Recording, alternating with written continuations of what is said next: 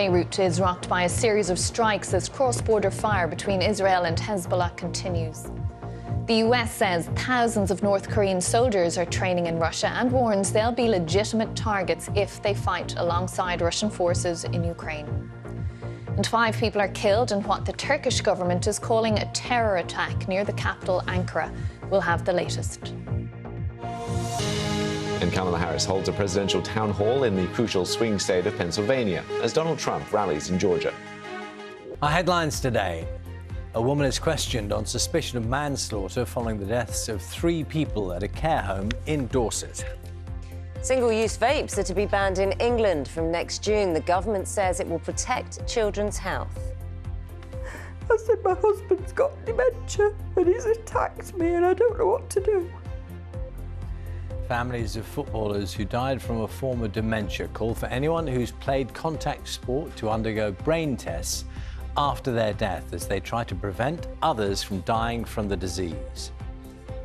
Good morning. Why is it now so hard for school children to get work experience? Fewer than half manage to get any time in a real workplace before their GCSEs. It's even worse in some parts of northern England. Have a look at some of the front pages for you, and dominated by reports of measures which are expected to be included in the budget. That, of course, is coming up next week.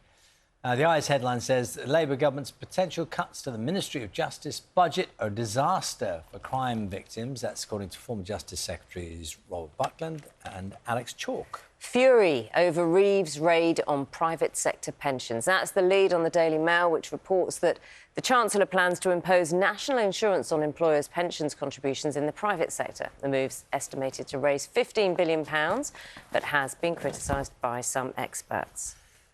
Let's have a look at The Guardian, leading with the French trial of Gisèle Pelloquet's former husband and 50 other men who were accused of raping her. This, of course, in France.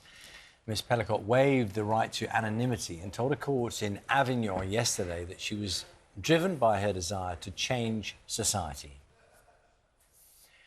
And have a look at The Mirror, the headline, R.I.P. Big Man, as it pays tribute to professional strongman and Olympic shot putter Jeff Capes, who's died at the age of 75. And we'll be talking a little bit more on Jeff Capes' impact and all the programmes he was involved in.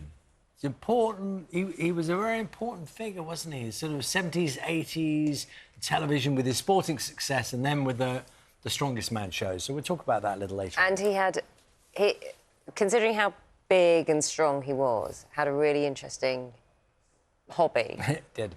Go on. Well, so he was keen on budgerigars. He was a breeder of budgerigars, which is why some of the papers have wonderful pictures of him. This huge man with these tiny budgies that he used to breed. So we'll talk a bit about that later on. So I was talking about food, right? And you know you have foods, I don't know, like Parmesan of their region and they've got protected status, yeah? Now, pie and mash. I don't know if this is going to work. It's just got me thinking. So pie and mash could soon be granted official protected status, right?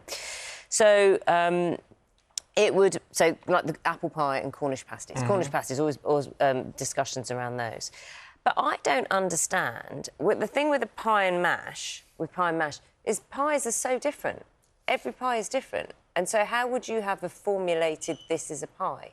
The liquor as well, which is the parsley sauce, which I'm not a big fan of, but, you know, loads of people love, comes with it. I just don't know if it's going to work. Is the pie and are they suggesting pie and mash is a regional? Is it being protected as in a regional dish? Well, this is the other thing. I don't think... Well, it's the Cockney dish to be given this status. But you can have pie and mash everywhere in the country, yeah. and different pies of the region. So I just don't know how you can attribute it to just one area. Fewer than 100 UK dishes are awarded this statement. There are 800 are awarded in France.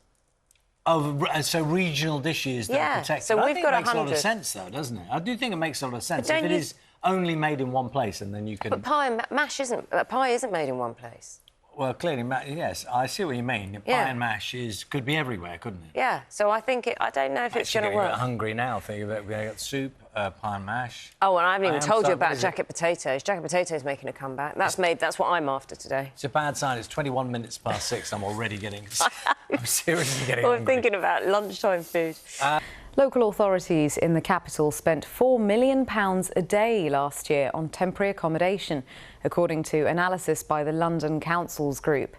In a report published today, the analysis suggested that homelessness is at record levels, with more than 183,000 Londoners estimated to be homeless and living in temporary accommodation arranged by their local borough. The report described the situation as utterly unsustainable. The department responsible for housing said we'll also support councils to meet the costs of temporary accommodation by giving them more stability through multi-year settlements. A Metropolitan Police officer who posted abusive tweets about Jewish and non-Muslim people has been dismissed without notice.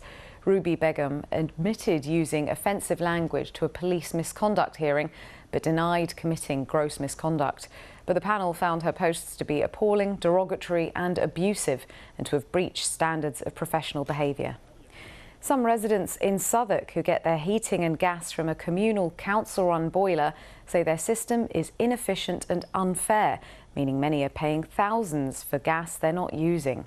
Max received an estimate for just over £5,000 for his two-bed flat. More than 700 residents are served by the same boiler, which Max says is leaking vast amounts of heat that he and his neighbours must pay for. Because the system isn't metered, you don't actually pay for what you use. You just pay a proportion of what the whole system uses. So even if we turned off all the radiators the whole year, even if we had cold showers for a whole year, we would still be on the hook to pay a huge bill. Southwark Council says there appears to be a specific issue with the cost of heating from the network at North Peckham Estate, and says they'll continue to meet residents to update them directly. At 6, the Chancellor changes the rules. She says it'll mean more money for spending on rail, roads and building projects. Rachel Reeves will alter the debt rules to free up billions of pounds, but the Conservatives say she's fiddling the rules. Also tonight, we report on the record number of cases of scabies in the UK, with university students and care homes among the worst affected by this highly infectious skin condition. Our Russia editor Steve Rosenberg is allowed to ask President Putin a question for the first time since the war with Ukraine. We'll find out what he said. Doctors are being warned to look out for people using weight loss jabs who aren't obese. We talked to one woman who did so and fell seriously ill. And the Olympic cyclist 48-year-old Sir Chris Hoy speaks out after revealing his cancer is terminal. I now have a deep resolve to turn this incredibly difficult diagnosis into something more positive. And on BBC London, parents of a child killed in the Wimbledon school crash say they welcome the reopening of the police investigation, but they're also reliving the pain. A court's heard that a former British soldier accused of passing secret information to Iran was reported to police by MI5 after offering to work for them as a double agent. Daniel Khalif is also alleged to have escaped from Wandsworth Prison last September while he was on remand. He denies all the charges. And as part of this year's Acts of Remembrance, the Tower of London will be lit up in honour of those who lost their lives in the First and Second World Wars. The sound and light installation will run every night from November the 8th to the 16th. 3, 2, 1... Find out why BBC London's weather presenter and part-time mermaid has taken the plunge for children in need.